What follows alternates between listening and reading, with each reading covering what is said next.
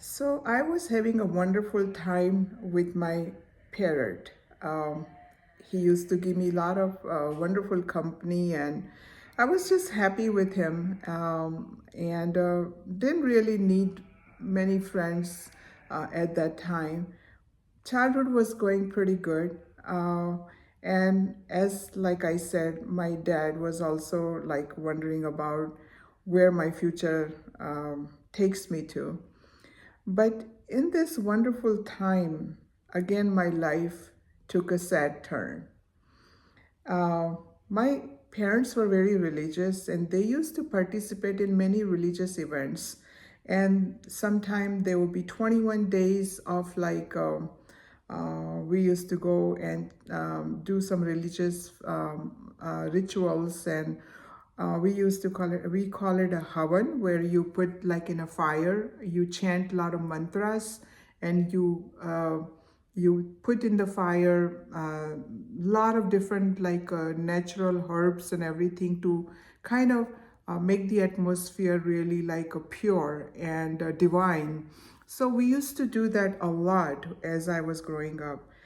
And there was a 9 days of this kind of event taking place in Indore, and I was with my parents attending each and every day of this event.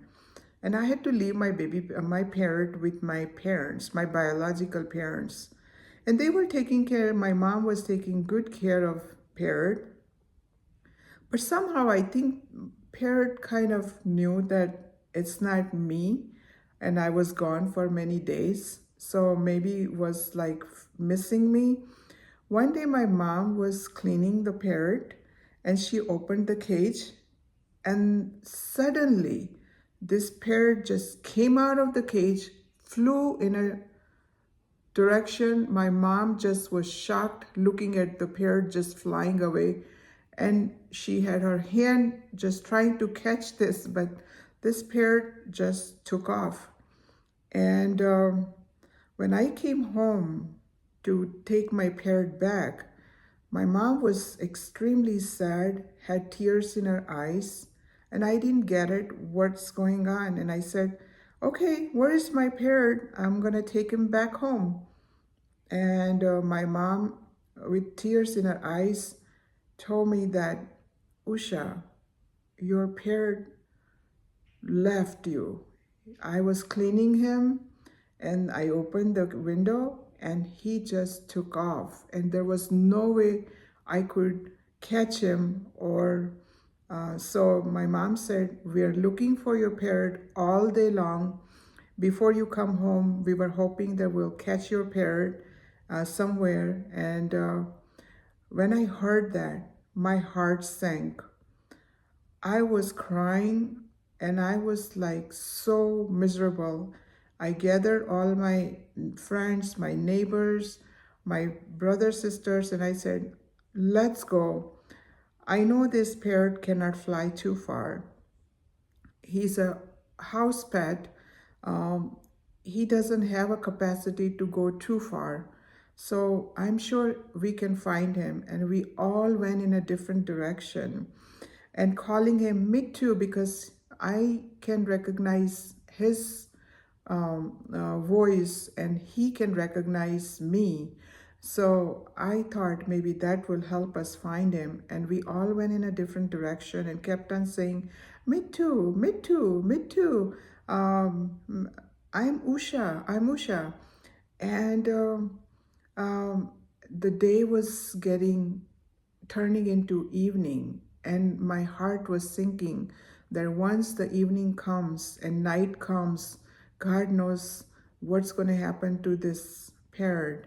And night came, and I was just hoping that I'll get up early morning again, 5 a.m., and go back again on the streets and start looking for him.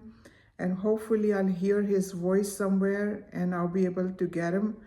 But I never found my parrot. He was gone. And that was the saddest day of my childhood. Again, lost my companion. And Sadness just took over me, and for many, many days, months, I missed him so much, and I hoped that he survived out there in the world because who knows how far he could have flied, what happened to him, and I was just praying that he makes it through. And what happened after that in life? Life had to go on, and different things happens in life at different times.